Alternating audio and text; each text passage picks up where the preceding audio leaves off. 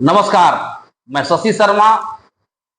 आज हमारे सामने एक जाने माने पत्रकार हैं, हर्षित कुमार उर्फ बबलू जी, जो बहुत दिनों से पत्रकारिता कर रहे हैं। इन्होंने हर विषय से संबंधित को आवाज उठाने का, लिखने का काम किया है, न पक्ष और न विपक्ष। इनके पत्रकारिता में न ही कोई जाति, न ही कोई धर्म, हर तरह का जो है ये लेखन के काम करते हैं और बहुत दिनों से पत्रकारिता कर रहे हैं। तो आज इनसे हम अरवल के कुछ मुद्दे पर हम बातचीत करेंगे। अरवल के विकास के लिए, अरवल में क्या क्या अभी तक विकास हुआ। सबसे पहले सर, हमारे चैनल में आपका स्वागत है। धन्यवाद शशि जी। आप भी एक बेबाक पत्रकार हैं, मैं भी आपका देखता हूं अक्सर फेसबुक पे और चैनल पे, कि आप जो है जो भी खबर दिखलाते हैं, जो ग्राउंड रिपोर्ट होता है, आप बेहतर दिखाते हैं। और एक चीज मैं और बता दूं, आप जो ग्राउंड रिपोर्ट से खबरें दिखाते हैं, मैं वहीं से खबरें उठाता हूं, क्योंकि आप जो वहां पहुंच जाते हैं जहां मैं नहीं पहुंच पाता हूं। और आपकी मैं खबरें अक्सर मैं देखता हूं और मैं सोचता हूं कि काश ये अगर सभी पत्रकार अगर ग्राउंड स्तर पर पहुंचे तो ना तो हमें विधायक का मुंह देखना पड़ेगा, ना तो हमें मंत्री जी का मुंह देखना पड़ेगा, क्योंकि पत्रकारों का काम ही है आवाज उठाना। जी, और बताइए। पत्रकारिता का सर वो धर्म है कि कोई भी जाति हो, कोई भी समुदाय हो, वो निष्पक्ष पत्रकारिता करे और हर आदमी को जो है वो एक समान समझे। बिल्कुल। देखिए क्या है ना कि जब मैं शुरुआत में मैं जब बाहर से यहाँ अरवल जिले में आया था, तो मैंने देखा कि यहाँ पर जो पत्रकारिता है, सभी पत्रकारों को मैं नहीं बोलूंगा, कुछ चुनिंदा लोगों के बारे में बोलूंगा। मैंने देखा कि वो पत्रकारिता है जातीय आधार पर, पार्टी के आधार पर पत्रकारिता हो रही है।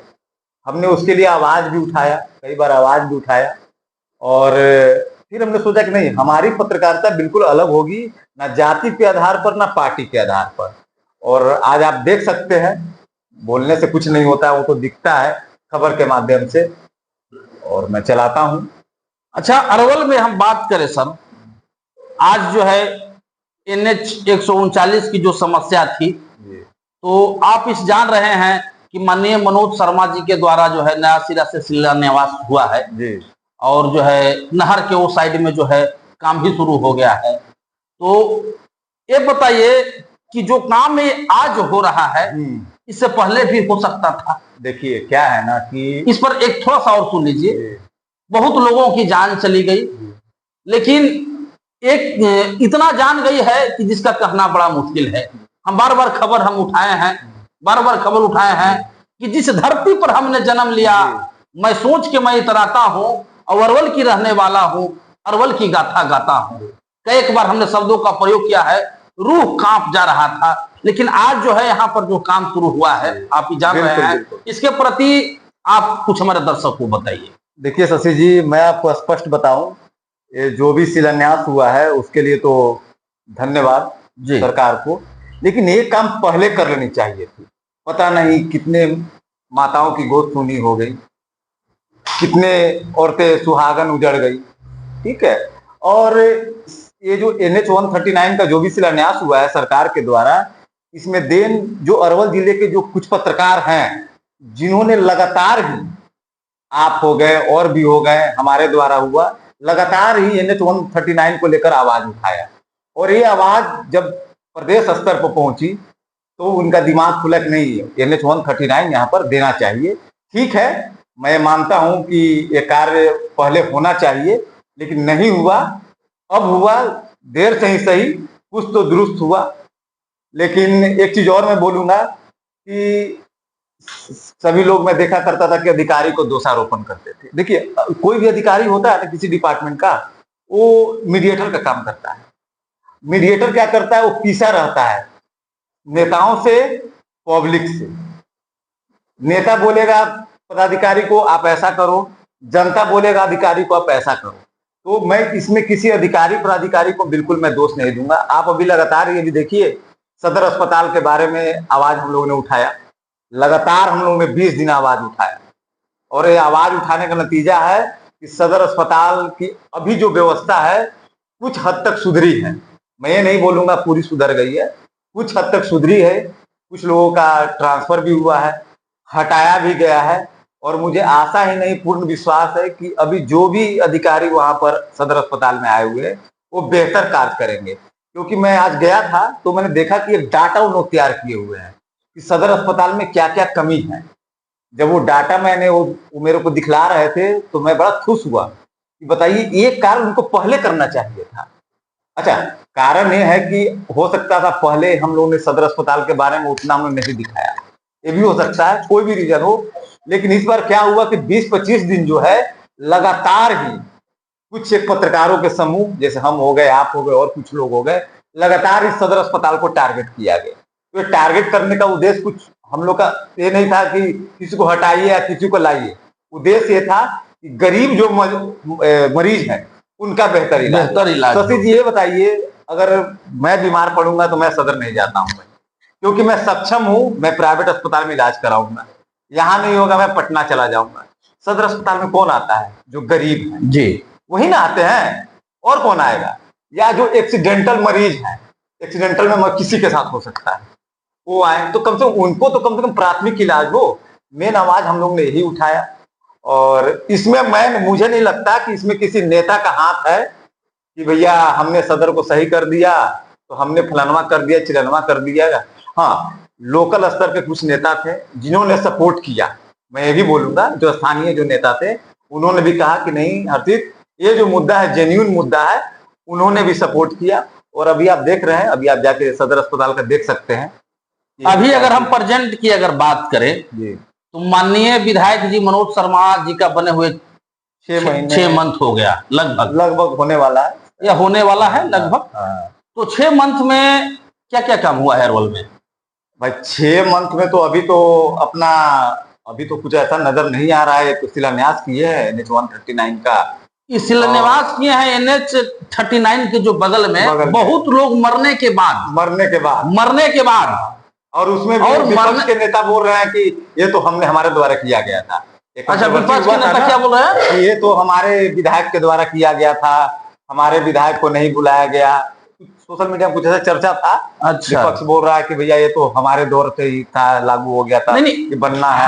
हम एक विषय रख रहे हैं, क्या अरवल के जनता इतना मरेगा तब काम होगा या उससे पहले भी काम होना चाहिए था? देखिए, अरवल के जनता जब इतना मरा, इतना एक्सपायर किया, इतना टेम्पू पलटा, इतना एक्सीडेंट हुआ, उसके बाद एक काम हुआ, क्या अरवल की जनता इतना मरने के बाद ही काम होगा या पहले भी काम हो सकता था? अब तो देखिए इसमें क्या है ना, गलती तो इसमें अभी तो मैं मानूंगा ना उतना विधायक जी का भी नहीं है। अभी उनके ऊपर मैं आरोप भी नहीं लगा सकता हूँ। कारण यह है कि अभी उनका 6 महीना भी पूरा नहीं हुआ है। उनके ऊपर मैं आरोप लगाऊंगा 1 से 2 साल बाद। अभी आरोप लगाना मैं नहीं समझता कि उचित है। हाँ, विधायक है, उनकी जिम्मेवारी है, ये मैं मानता हूं कि अगर कोई डेथ करता है तो उनके घर पर जाएं, उनको दिलासा दिलाएं। लेकिन कुछ और लोग, शायद सोशल मीडिया में चल रहा था कि विधायक जी जो डेथ करते हैं शायद वो नहीं जाते हैं मिलने के लिए, सदर अस्पताल हो गए या फिर उनके घर पे हो गए, ऐसा सोशल मीडिया में चल रहा था। तो ये तो खैर उनका पर्सनल थिंकिंग है कि भाई वो क्यों नहीं जाते हैं, वो क्यों शादी ब्याह का न्योता ही अटेंड करते हैं, जैसा लगता है मुझे। जो लोग जनता बोल रहा है, आज तो सोशल मीडिया है ना, आज तो किसी का आवाज थोड़ी दबा सकते हैं। देखिए, कहने का मतलब है कि विधायक जी नहीं जाते हैं। चुनाव के समय में तो जो लोग एस्पायर किए उनके हाथ तो गए होंगे। हाँ, चुनाव के समय तो गए होंगे। चुनाव के समय में तो प्रत्येक घर में गए, हमको तो सपोर्ट कीजिए भैया। चुनाव के लेकिन आपको समझ से क्या लगता है कि इस तरह के जब अरवल में हालात हो एक्सीडेंट से, तो उस अवस्था में आना चाहिए या नहीं आना चाहिए? नहीं, ये तो आना चाहिए। इसमें तो धर्मानुकूल क्या कहता है? अगर धर्म की अगर हम बात करें तो जिसके पास हम दरवाजा पर हाथ जोड़ करके गए हैं कि भैया हमको सपोर्ट कीजिए, और इस तरह के उसके साथ अगर आफत विपत हो जाता है, घर में किसी तरह का दिक्कत हो जाता है, तो उस अवस्था में आपको आना चाहिए या नहीं आना चाहिए? अच्छा, एक चीज और मैं बोलूंगा, अभी तक जितने लोग डेथ किए हैं 90% गरीब तबके के लोग जी, 90%। आप एक डाटा निकालिए, वो 90% गरीब लोग ही एक्सीडेंट में डेथ किए हैं। 10% में हो सकते हैं मिडिल क्लास फैमिली हो, अपर क्लास फैमिली हो, लेकिन मरने वाले में 90% जो है गरीब घर के से। अब जाना चाहिए, इस बात का है। लेकिन कई बार हमने विधायक जी को बोला भी, तो उन्होंने बोला कि मैं कभी मैं बंगाल चुनाव में हूँ तो कभी देखिए, पटना मीटिंग गरीब हो या अमीर हो, उससे मतलब नहीं है, वोट सबका समान है। वोट सबका समान है। गरीब जो वोट डालते हैं और वही वोट अमीर डालते हैं, उतने अधिकार उसका है, उतना अधिकार उसका है। देखिए है ना, अमीर जो लोग रहेंगे ना, वो आशा नहीं करेंगे कि विधायक जी मेरे घर आए। अगर मैं मर जाऊंगा तो मेरा परिवार थोड़े चाहेगा कि विधायक जी आए, मंत्री जी आए। बात समझिए, क्योंकि खुद हम लोग सक्षम है ना। लेकिन जो गरीब होता है ना, वो लगता है विधायक जी आते तो कुछ हमें सहयोग करते। होता है कि नहीं होता है, कुछ तो सहयोग करते। तो अंतर है क्यों नहीं। अमीर को क्या मतलब है, अमीर का क्या है कि चलो डेथ कर गया ना, तो उसको मुआवजा मिले या ना मिले कोई टेंशन नहीं है। 4 लाख जो मुआवजा मिलता है कोई टेंशन नहीं। आपको मैं बता दूं, मेरे भी पिताजी 5 साल पहले रोड एक्सीडेंट में डेथ किए थे, ग्रामीण सड़क पर। ठीक है, हम लोग ने मुआवजा नहीं लिया, हमें तो कोई दिक्कत नहीं है। लेकिन जो गरीब है, जिनका कोई आसरा नहीं है, कमाने वाला वही। अभी जो टेम्पो पलटा है मेहंदिया में, माँ कामाख्या कंस्ट्रक्शन कंपनी में, लोग मजदूरी करने जा रहे थे। बहुत दुखद, कितने गरीब थे। हालांकि सलेश जी का फोन भी मेरे पास आया, उन्होंने दुख व्यक्त किया हमसे कि हर्षित जी हमारे यहाँ मजदूरी बेचारे करने जा रहे थे और वो डेथ कर गए। ठीक है, तो उस कम से कम उनके घर तो जाकर कम से कम बोलना चाहिए, पूछना चाहिए कि हाँ भाई क्या दिक्कत है, परेशानी है, या कुछ सहयोग मुआवजा जो होता है। विधायक के तो बहुत फंड आते हैं भाई। अच्छा, हमारा लास्ट प्रश्न रहेगा सर आपसे। आज अरवल में शिलान्यास हुआ है, बहुत अच्छी बात है। बिहार में 28 स्टेट है, भारत में 28 स्टेट है, लेकिन 28 स्टेट में सबसे गरीब बिहार ही क्यों? बिहार के जो लोग होते हैं दूसरा जगह लेबर मजदूरी करने का काम करते हैं। देखिए बिहार क्यों? बिहार में कोई इंडस्ट्रीज नहीं है, बिहार में कोई कमाने खाने का जरिया नहीं है, और सारा स्टेट सुखी संपन्न है। ऐसा बिहार ही क्यों? देखिए आपको मैं बता दूं, इसका पीछे नहीं, इसके पीछे कारण क्या है? इसको कौन जिम्मेदार मानते हैं? किसी का शौक तो नहीं करता है कि अटैची उठाए और बाहर में हम काम करने के लिए जाए? तो बिहार ही ऐसा स्टेट गरीब है, ऐसा कारण क्या है? क्या होता है मैं बता रहा हूँ, वाकई में बिहार में भी उतनी इंडस्ट्री नहीं है, ना के बराबर है। और एक चीज मैं आपको और भी बता दूं, अगर बिहार में अगर इंडस्ट्री खुल भी जाए ना, तो जो इंडस्ट्री के मालिक रहेंगे बिहारी को नौकरी नहीं देंगे। कारण आप पता कर लीजिए, कर्नाटका में, तमिलनाडु में, बेंगलोर में या मुंबई में, दिल्ली में स्थानीय मजदूरों को नौकरी नहीं दिया जाता है। वो बिहारी हो गए या फिर उत्तर प्रदेश को हो गए, उन्हीं को मजदूरी दिया जाता है, ताकि ये कहीं यूनियन ना बना ले। तो इसके लिए सरकार जिम्मेवार है। नहीं, एक चीज और हम एक बात और हम कर रहे हैं। अदर स्टेट के अपेक्षाकृत बिहार में व्यवस्थाएं कम है, इसमें किसको जिम्मेदारी मानते हैं?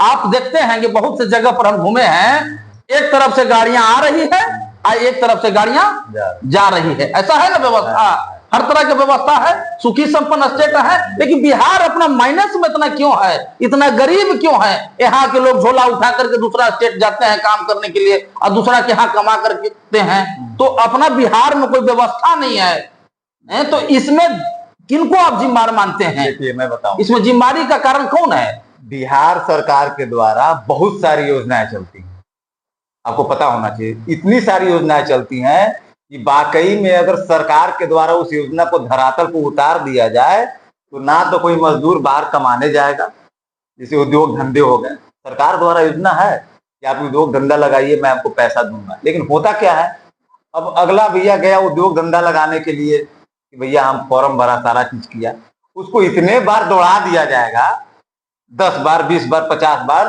कहेगा ऐसा है भैया हमें उद्योग धंधा नहीं लगाना है। जो कुटीर उद्योग होता है ना, उसके लिए है व्यवस्था, है सारी व्यवस्था है।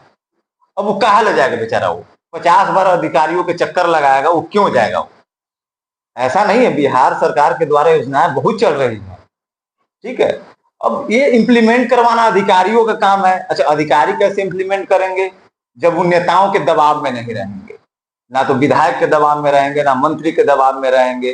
अब पदाधिकारी करे तो क्या करे?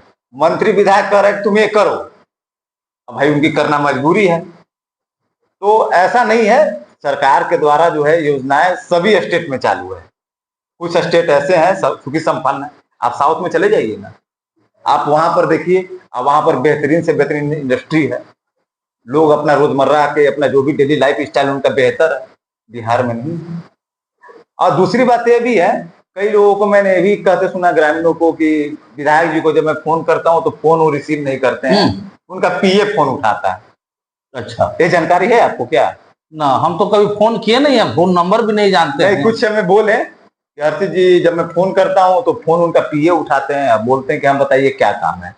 अब बेचारे जो स्थानीय ग्रामीण वो भी डर जाते हैं, पीए से मैं क्या बात करूं, आप सूचना दे दीजिए आपको संबंधित। तो इस तरह का है। अच्छा देखिए, बात रहा मनोज शर्मा जी का, वो मुझे नहीं लगता कि मैच्योर जो है राजनीतिक भी है, उनका घराना भी राजनीतिक रहा है, सफल बिजनेसमैन भी है, ठीक है। हाँ, हो सकता है उनको कुछ ऐसा समय का अभाव हो, इसलिए नहीं लोगों से मिलने आते होंगे, अपना कभी आए अरवल, जो भी अपना काम हुआ निपटा के अपना चले गए। तो लेकिन विधायक जी को चाहिए कि जो भी जिनका रोड एक्सीडेंट में डेथ हुआ है, गरीबों के घर कम से कम जाएं और अपने स्तर से जो इंस्टेंट होता है ना मुआवजा, वो कम से कम प्रोवाइड कराएं। मैं नहीं कहता भैया आप अमीर के घर जाइए, उसको मुआवजा की आवश्यकता नहीं है। मैं बोल रहा हूं ना कि मेरे पिताजी का रोड एक्सीडेंट हुआ है और हमने अभी तक मुआवजा नहीं दिया।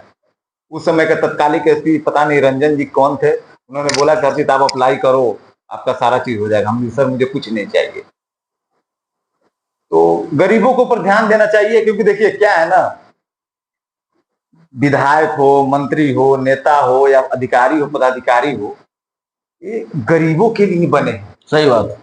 अमीर है ये बताइए, जिसके पास पैसा है वो विधायक का चक्कर लगाएगा जी? वो अपना काम न करवा लेगा? वो क्यों चक्कर लगाएगा विधायक जी का, या क्यों डीएम का चक्कर लगाएगा? वो अपना ऊपर ऊपर ही पूरा काम करवा लेगा। तो जो भी सरकारें आती हैं गरीबों के लिए आती है।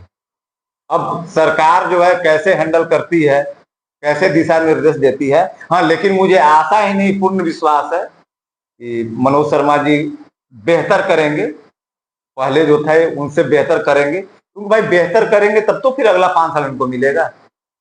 नहीं तो अगर सोचते हैं कि भैया 5 साल में रहना है तो फिर बात की बात यही है सर। ठीक है, आप अपना राय जो है इस बिहार के बारे में, अरवल के बारे में कमेंट बॉक्स में जरूर रखें, जरूर रखें। धन्यवाद।